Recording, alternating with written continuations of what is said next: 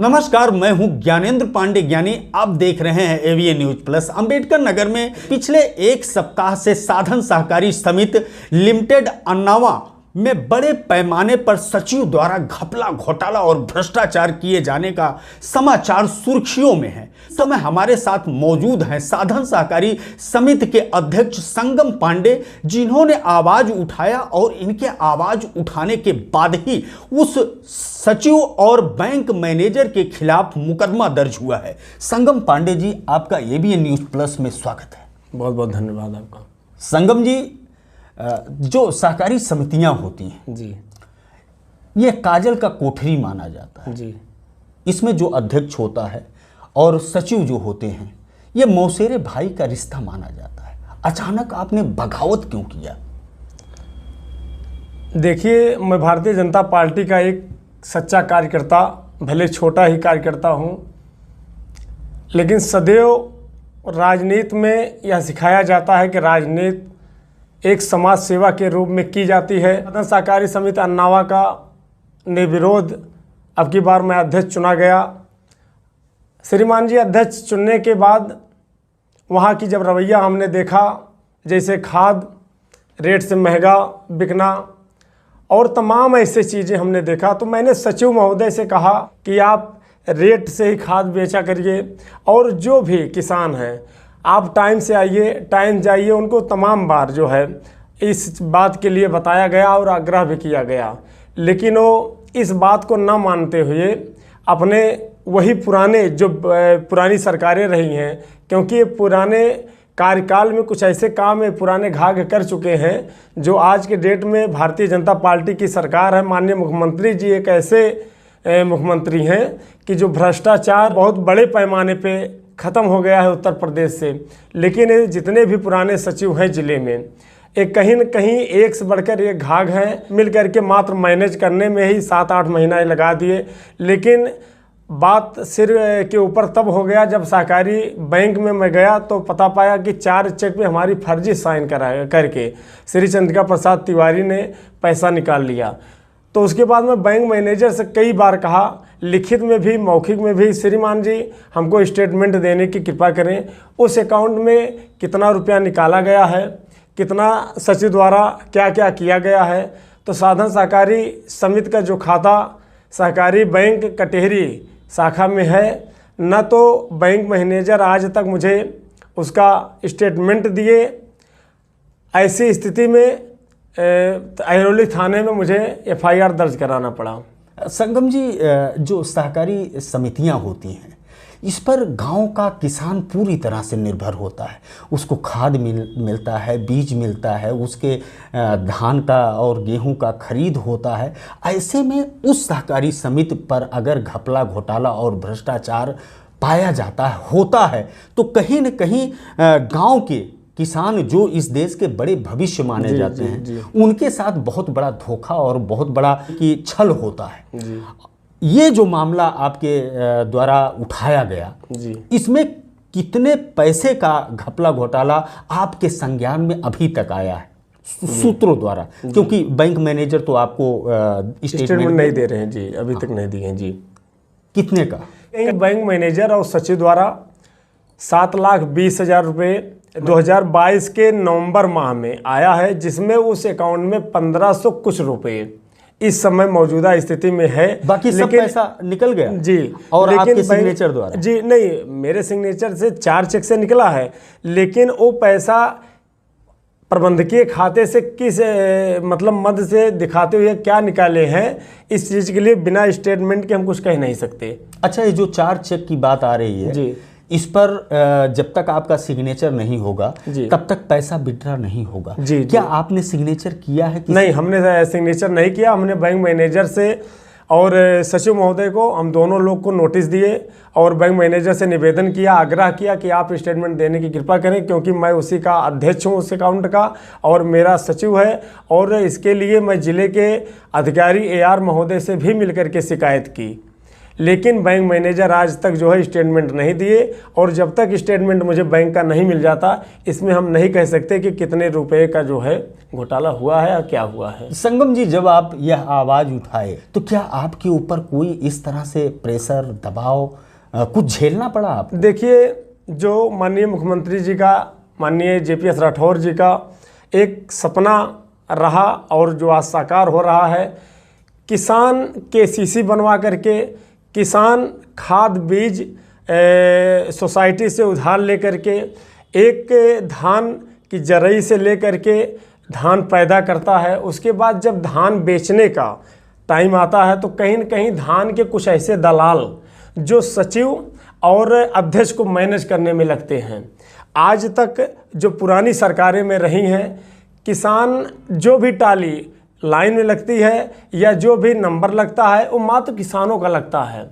जो कुछ दलाल कुछ रुपयों में धान किसान का खरीदते हैं, वो सचिव और अध्यक्ष से मिल करके बेचने का काम करते हैं। हमको भी तमाम प्रकार की सचिव द्वारा और तमाम दलालों द्वारा किया गया, लेकिन हमारे समझ में एक चीज़ नहीं आती, धान मेरे यहाँ बेचने आएगा कौन? कहीं न कहीं मेरे गांव का, मेरे गांव के बगल का वो किसान आएगा, और जब किसान मेरे यहाँ धान बेचेगा, मैं 100 रुपये 150 रुपये प्रति कुंटल उससे दलाली लूँगा, और फिर 5 वर्ष के बाद जब वोट मांगने जाऊँगा उस गांव में, तो वही किसान हमको वोट देते हैं, माननीय मुख्यमंत्री जी का चेहरा देख करके वोट देते हैं, माननीय प्रधानमंत्री जी को देख करके वोट देते हैं। तो जब भारतीय जनता पार्टी का कहीं न कहीं कार्यकर्ता ऐसे कामों में लिप्त रहेगा तो कहीं न कहीं बहुत ही हमको लगता है गलत बात है। और राजनीति तो एक समाज सेवा है जो कि हर कार्यकर्ता को समाज सेवा के रूप में करना चाहिए। संगम जी, मैंने सुना था कि यह जब विषय आपने उठाया था जी, उस समय करीब जो सोशल मीडिया पर चल रहा है, एक पखवाड़ा से चल रहा है जी, तो इस बीच में आपने समझाने की भी कोशिश किया होगा उस सचिव को? जी जी। देखिए, मैं मौखिक रूप से नहीं, मैं लिखित रूप से आज करीब 2.5 से 3 महीने से 15-15 दिन में उनको एक एक नोटिस, मुहर, साइन और पैड पर लिख करके उनके घर के पते पर और सोसाइटी पर डाक से हमने दिया। मेरा यही आग्रह रहा कि श्रीमान जी, एक हमारे यहाँ नियुक्ति का भी मामला है। हमने सचिव महोदय से यही कहा, जब क्षेत्र में निकलिए तो कहीं न कहीं चर्चा होती है, संगम भैया आपके सोसाइटी पे मैं गया, आपकी सोसाइटी 12 बजे खुलती है, सचिव महोदय टाइम से आते नहीं, सचिव महोदय फ़ोन नहीं उठाते, तो अध्यक्ष तो खाद बांटेगा नहीं, बांटेगा सचिव ही, चौकीदार ही।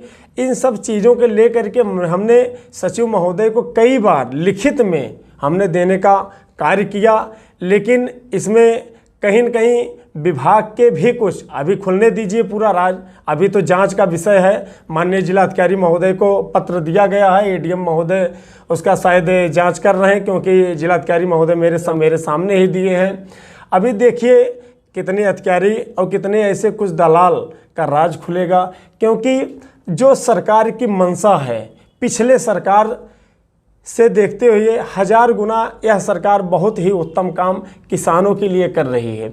आज के डेट में देखा जाए, यदि मेरे साथ कोई खड़ा हो या ना खड़ा हो, लेकिन हमारे यहाँ की जनता, हमारे यहाँ किसान, ये सब हमारे साथ खड़े हैं। इसके लिए उन सभी को बहुत बहुत धन्यवाद कि कम से कम हमारे साथ खड़े हैं। संगम जी, मैं रोकना चाहूँगा, जब यह मामला उठा जी, तो आपको अपने पार्टी से कितना सहयोग मिला उस जो आपने भ्रष्टाचार का आरोप लगाया, इसको बेनकाब करने के? जी, देखिए, सबसे पहले मैं विभाग कार्रवाई जो उनके अधिकारी वगैरह थे, ज़िले के जो भी अधिकारी हैं, हमने डाक द्वारा मिल करके बाई हैंड देने का प्रयास किया। उसके बाद मैं अपने जिला अध्यक्ष आदरणीय श्री त्र्यंबक त्रिपाठी जी से कल मुलाकात की, और मैं मिल करके जो भी समिति की समस्याएं थी सब बताए, और आदरणीय अध्यक्ष जी तत्काल देखते हुए थाना अध्यक्ष अहिरौली को निर्देशित किए, और हमको 1 घंटे के अंदर में FIR लिख करके कॉपी मिल गई। त्र्यंबक जी, भ्रष्टाचार से कतई जी कोई समझौता नहीं करेंगे जी, कट सत्य है। कहीं न कहीं आप जान लीजिए कि सरकार की जो मंशा है, देखते हुए आदरणीय श्री त्र्यंबक त्रिपाठी जी कहीं भी किसी भी मामले को बर्दाश्त नहीं करेंगे। पांडे जी, जिले में जितने अध्यक्ष हैं जी। सहकारी समितियों के, जी ज़्यादातर अध्यक्ष जो है सत्ता पक्ष से जुड़े हुए कार्यकर्ता होते हैं। जी। आप ही आवाज़ उठाए और कहीं से आवाज़ नहीं उठ रहा है, क्या सब जगह बिल्कुल सही है? आप ही के यहाँ गड़बड़ रहा होगा। लेकिन ज़िले में हमारी एक ऐसी सोसाइटी है जिसमें यदि किसान मुझे चुना है, मैं प्रतिदिन कम से कम 4 घंटा बैठने का काम स्वयं करता हूं, जबकि अध्यक्ष को ना तो 1 रुपया मिलता है, कोई मानदेय नहीं है, कोई इसमें किसी भी तरीके का ऐसा कुछ नहीं। जिले जो अध्यक्ष है, सभापति है, उसको 10 रुपया कहीं से मिल रहा है, कहीं नहीं है। लेकिन मैं स्वयं अपने समिति पर प्रयास करता हूं कि प्रतिदिन 4 से 5 घंटा बैठने का प्रयास करूं। तो मैं अपने सोसाइटी पर बैठ रहा हूं, जो किसान आ रहे हैं उनकी समस्या सुन रहा हूं और अच्छा से अच्छा सरकार के अनुरूप काम करने का प्रयास कर रहा हूं। धान का क्रय होना है जी। हमेशा आरोप लगता रहा है, उंगलियां उठती रही हैं, चाहे वो धान का खरीद हो चाहे गेहूं का खरीद हो, कि बड़े पैमाने पर कमीशनबाजी होती है और बड़े पैमाने पर राइस मिलर्स और व्यापारी अपना अनाज बेचते हैं और कहीं न कहीं जो किसानों के हितों पर डाका डालते हुए नजर आते हैं। जी जी। क्या कुछ आशंका आपको लगता है और क्या कुछ इस मामले पर आप करने का मन बनाए हैं? नहीं, देखिए, ये तो बहुत बड़े पैमाने पे रही पिछली सरकारें जो भी की। आप जान लीजिए कि हमको लगता है कि कहीं न कहीं 20% किसान डायरेक्ट सरकार को धान नहीं बेच पाता था, गेहूं नहीं बेच पाता था। उसका कारण क्या होता था? कहीं न कहीं बिचौलिए मिल करके किसान से सस्ते में मूल्य में धान गेहूं खरीद लेते थे और वो अच्छे रेट में सरकार को बेचने का कार्य किया है। लेकिन जब से भारतीय जनता पार्टी की सरकार बनी है, माननीय मुख्यमंत्री जी का इतना अच्छा प्रयास रहा है कि आज के डेट में मैं तो 5% नहीं कह सकता, क्योंकि जो मेरे साथ इस समय बीत रहा है, तमाम लोग हमारे बीच में आए, तमाम प्रयास किए कि संगम भैया कहीं न कहीं इसको मैनेज करिए, आप नहीं जान रहे हैं, बहुत लोग इसमें सामने आ जाएंगे, आप अकेले हैं क्योंकि आपके साथ कोई नहीं खड़ा है। तो मुझे किसी की ज़रूरत भी नहीं है, मुझे भारतीय जनता पार्टी का मैं कार्यकर्ता हूं और भारतीय जनता पार्टी मेरे साथ खड़ी रहेगी क्योंकि मैं सही हूं। हमारे आदरणीय जिला अध्यक्ष जी मेरे साथ खड़े हैं। और अभी देखिए, इस चैनल के माध्यम से मैं बताना चाहता हूं, आने वाले समय में धान की खरीद होगी और इसमें ज़्यादा से ज़्यादा प्रयास किया जाए कि सभी किसानों से निवेदन किया जाए, किसान डायरेक्ट अपना धान बेचने का कार्य करें, जिससे जो सरकार का मूल्य है, धान पैदा करना आसान नहीं है। खेतों में किसान किस प्रकार से धान पैदा करता है, इसको देखते हुए हमारा निवेदन और प्रयास किसान भाइयों से यही रहेगा कि डायरेक्ट ले जा करके धान बेचने का काम करें। तो ये जो इनका बिचौलिए हैं, अब जो पुराने सचिव तमाम ऐसे घाघ अभी पड़े हुए हैं कि ये अध्यक्ष नहीं, मतलब ये जान लीजिए अधिकारी में जो कर्मचारी हैं कुछ, अगर वो आवाज़ उठाएंगे, कहीं न कहीं इनकी एक बहुत बड़ी लाइन बन चुकी है, जिसको संगम पांडे बर्दाश्त करने वाले नहीं हैं। संगम पांडे भारतीय जनता पार्टी के एक छोटे से भले कार्यकर्ता हैं, लेकिन मैं अंतिम क्षण तक इसके लिए लगा रहूँगा कि हमारे यहाँ ऐसा दलाली या इस प्रकार का कोई कार्य न हो। संगम जी, बैंक मैनेजर की भूमिका आपको कहाँ संदिग्ध लगती है? उसके खिलाफ भी आपने मुकदमा दर्ज करवा दिया। सचिव का तो मान लीजिए फर्जी हस्ताक्षर किया था, उसके खिलाफ आपने करवाया। बैंक मैनेजर की भूमिका कहाँ से? देखिए, बैंक मैनेजर से हमने कहा कि कैसे पैसा वैसा निकल रहा है। आप जान लीजिए, अभी तक इनको मात्र वेतन का और उर्वरक की जो डाई, यूरिया, NPK होती, मैंने इसी पे साइन किया था। और देखिए, कहीं न कहीं जितनी भी चेक हमने दिया है, मेरे मोबाइल में फ़ोटो है, मेरे लैपटॉप में फ़ोटो है, मैंने सबका फ़ोटो कॉपी करा के अपने ऑफिस में रखा है। एनी टाइम कोई भी व्यक्ति मुझसे चेक करा ले। तो हमने जब देखा, हमने कहा कितने चेक से पैसा निकला, मैंने मोबाइल में जोड़ा तो करीब 6 से 7 चेक मैंने इनको दिया था। तो जब देखा तो हमने कहा तो मेरी साइन ही नहीं है। तो मैंने बैंक मैनेजर से फ़ोटो, उस पर जो है मोबाइल से फ़ोटो खींचने चला। इतने बैंक मैनेजर ले करके अपने चौकीदार को दिए, कहीं इसको रख दीजिए। उसके बाद मैंने बराबर इनसे कहा, लिखा पढ़ी में हमने इनसे कहा बैंक मैनेजर महोदय से कि अकाउंट तो अध्यक्ष अब्लिक सचिव दोनों लोग का है, आप जो है हमको स्टेटमेंट देने की कृपा करें। लिखित में हमने दिया है, लेकिन इन्होंने स्टेटमेंट देने का कार्य आज तक नहीं किए। जी संगम जी, धान का क्रय होने वाला है जी। आपने एक भूचाल खड़ा कर दिया है, सचिव और बैंक मैनेजर के खिलाफ मुकदमा दर्ज करा के, और आपने कहा कि धान क्रय में भी बड़े पैमाने पर घपला घोटाला होता है, किसानों के हितों पर डाका डाला जाता है। इसके अलावा आपने फर्जी नियुक्ति का भी मामला उठाया है। जी। ये सब मिला करके क्या आपको लगता है कि प्रशासन आपके पाले में खड़ा मिलेगा? देखिए, इस विषय पर सरकार इतनी सख्त है, इतनी सख्त रहते हुए सरकार कहीं न कहीं ये पुराने कुछ ऐसे घाघ हैं। सरकार तो बदल गई, लोग तो बदल गए, लेकिन इनकी रवैया वही है आज के डेट में देखा जाए। लेकिन इनको कहीं न कहीं नंगा करने के लिए हमारे साथ हमारे कुछ अध्यक्षों को खड़ा होना पड़ेगा। ज़िले के करीब 100 के आसपास समिति हैं ज़िले में। मैं तो चाहता हूं कि जितने भी हैं, जितने भी पुराने लोग हैं या नए हैं, अगर उनके ऐसे स्थानों पे सचिव के खिलाफ कोई भी अध्यक्ष अगर आवाज़ उठाए और जिलाधिकारी महोदय शासन प्रशासन से शिकायत हो तो बहुत जल्द ही कार्रवाई होगी। और सरकार बहुत ही सख्त है धान के मामले में, क्योंकि सरकार सख्त है इसलिए प्रशासन और शासन सख्त है।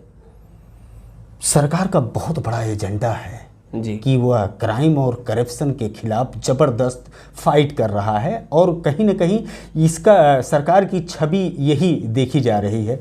और ऐसे में एक सामान्य कार्यकर्ता जो अपने आप को भारतीय जनता पार्टी का सामान्य सदस्य बताता है और वो भी करप्शन के खिलाफ फाइट करते हुए नजर आ रहा है, और वह पारदर्शिता चाहता है कि पारदर्शिता होनी चाहिए, और उनके साथ पूरा संगठन के जो सुप्रीमो है, जिला अध्यक्ष खड़े मिल रहे हैं। प्रशासन भी कार्रवाई किया, लेकिन प्रशासन की भूमिका संदिग्ध उस समय लगती है कि जब वह केवल अन्नावा तक ही सीमित रह जाए।